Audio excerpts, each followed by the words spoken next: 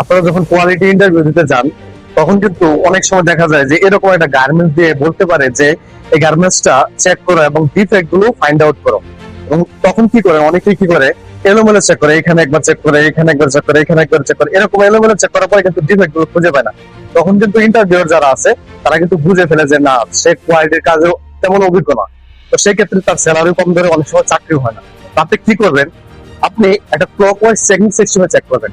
এটা কিরকম, ঘড়ির কাঁটার মতো নির্দিষ্ট একটা জায়গা থেকে চেক শুরু করবেন, প্রত্যেকটা প্রসেস ডান দিক থেকে চেক করে আবার পুনরায় এই প্রসেসে আছে চেকটা শেষ করবেন। এটাকে বলা হয় ক্লকওয়াইজ চেকিং সিস্টেম।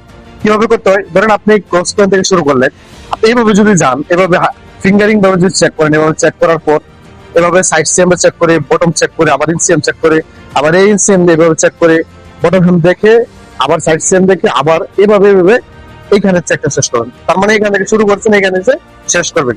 তাহলে কি হয়, আপনি যখন এভাবে ধাপে ধাপে প্রত্যেকটা প্রসেস চেক করেন তখন কিন্তু ডিফেক্ট খুব সহজে চোখে পড়ে এবং এগুলো সহজে ফাইন্ড আউট করতে পারবেন।